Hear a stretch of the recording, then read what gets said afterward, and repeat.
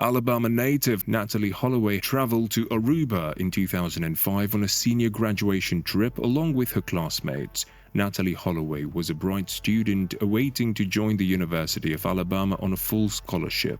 Sadly, she disappeared in the early morning of their return trip. Nearly 2 decades now, Natalee Holloway has never been found and no one knows exactly what happened to her on that fateful day. Of course, we've had arrests and people getting linked to their disappearance, but where is Natalee Holloway? Will she ever be found? What's up guys, and welcome back to Real Crime and Mysteries channel. In today's video, we delve into the perplexing and heart-wrenching case of Natalee Holloway, a bright young woman who vanished under mysterious circumstances during a graduation trip to Aruba, leaving her family and the world in search of answers. Be sure to watch this video till the end to get all the details of the events that led to her disappearance and the desperate search that followed. And if you're new here, make sure to hit that subscribe button and ring the bell to never miss an update whenever we post. So let's get started with the video.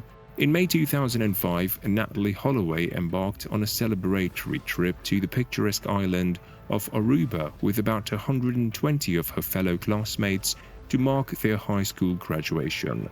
With sun-soaked beaches by day and vibrant local bars by night, it seemed like a paradise vacation. Little did anyone know this trip would turn into a haunting mystery, forever altering the lives of those who loved her. During her vacation, Natalee spent her time enjoying the island's attractions with her friends. She and her friends visited the beach by day and the local bars by night. On the last night of her vacation, before the team was scheduled to return home, Natalee met 3 young men, 17-year-old Joran van der Sloot and brothers Deepak and Satish Kalpo, at a local bar. That night would take a sinister turn when Natalee left with them in the early hours of May 30th, never to be seen alive again.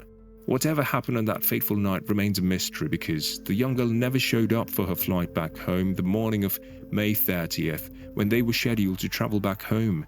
When chaperones checked her room, it was empty except for her luggage and passport. Natalee's mother, Beth Holloway, was on her way back home to Mountain Brook, Alabama after a relaxing getaway when she received a devastating call from Jody Behrman, a chaperone on Natalee's trip. The news was heart-wrenching. Natalee was missing. Beth's world was shattered. Immediately, she dialed 911 to report the incident. Then she phoned her husband, Natalee's stepfather, George Twitty, and finally the FBI.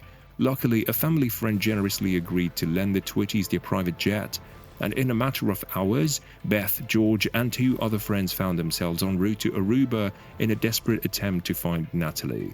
Born on October 21, 1986, Natalee Holloway, the eldest of 2 children of Beth and David Holloway, was a charming, bright and ambitious young woman.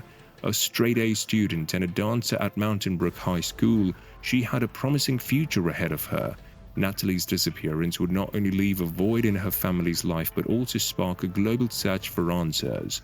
As the investigation unfolded, shocking details emerged, leading to suspicions about those she had been with that fateful evening. Authorities relied on security footage that captured her meeting Joran van der Sloot, a seemingly ordinary encounter that would later become significant. This significant footage also shows Natalee and her friends visiting a popular bar before she left with van der Sloot and the Kalpos. A massive search effort involving local authorities, the FBI, and her devoted family was launched. In fact, her family was so desperate to bring her back safe that it offered a reward of $1 million to anyone with information on the young girl's whereabouts. But despite their relentless efforts, no trace of Natalee was found. The days turned into weeks, weeks into months, and months into years, and the world watched as her loved ones held on to hope, facing unimaginable uncertainty. Meanwhile, the investigation led them to Joran van der Sloot's doorstep. They questioned the young man regarding the whereabouts of Natalee, but surprisingly, the teen at first denied knowing her. But soon he changed his story, opening up on what happened on that fateful night. Joran revealed that they took Natalee to the California lighthouse on Arashi Beach because she wanted to see the sharks. He stated that they dropped her off at the hotel around 2 a.m. However, there is no hotel surveillance video to corroborate this. His conflicting confession and discrepancies raised suspicions. Joran was considered the primary person of interest. The twists in this case took another dark turn when Joran was linked to a separate criminal investigation in Peru, raising questions about his true nature and the extent of his potential involvement. As the investigation continued, tension was running high between Beth Twitty, Natalee's mother, and the Aruban authorities. Beth, who was running impatient about the whereabouts of her daughter, criticized the investigation, accusing the officials of not doing enough to find her daughter. Police Commissioner Gerald Dompig, on the other hand, claimed that the Twitty family's involvement slowed down the process.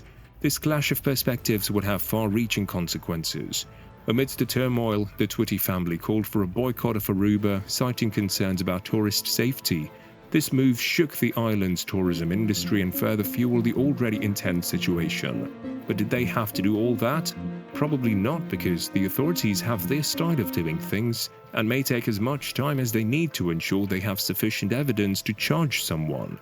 Now, in the wake of Natalee's disappearance, a total of 7 individuals were arrested as suspects in June 2005.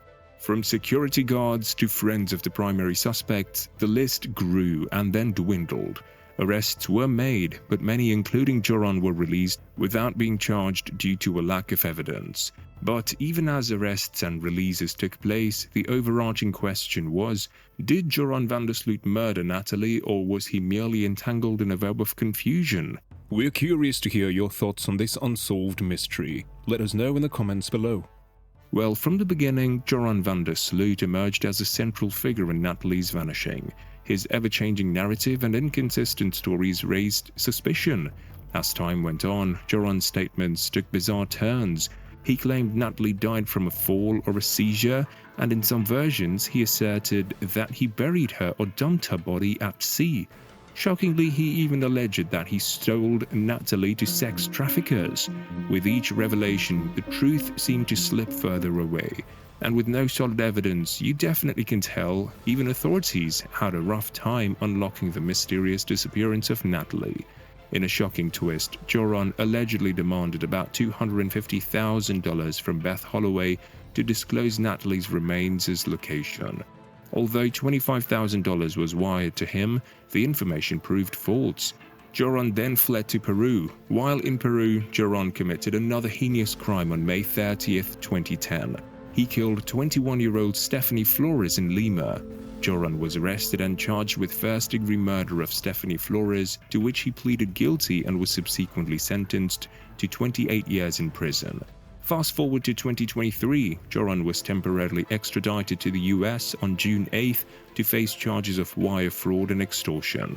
While he hasn't been charged directly in Natalee's disappearance, Beth Twitty remains hopeful that this step will finally lead to justice for their daughter. However, Joran pleaded not guilty to charges against him during his June arraignment. 18 years now since the disappearance of Natalee Holloway, and we've had multiple theories and leads trying to explain the whereabouts of Natalee. But still, the fate of Natalee Holloway remains a haunting enigma. And with no possible trace of Natalee, she was declared legally dead on January 2012. The lack of conclusive evidence, the elusive nature of those involved in the international legal complexities have all contributed to this case remaining unsolved, leaving Natalee's family and the world grappling with a painful mystery that defies resolution. And for sure, her parents may never find out what happened after she got in that car all those years ago. Whether she was murdered by Joran van der Sloot or she is still alive, we may never know for sure. But hope still lingers in the hearts of her family. Hopefully, they'll one day set their eyes on the remains of their daughter or even see her alive again. So there you have it, guys, the disappearance of Natalee Holloway. And as you've seen, this is a haunting story whose path to uncovering the truth may remain uncertain forever. If you enjoyed watching this video, please leave a like and subscribe to Real Crime and Mysteries for more intriguing crime stories like this. Thanks for watching.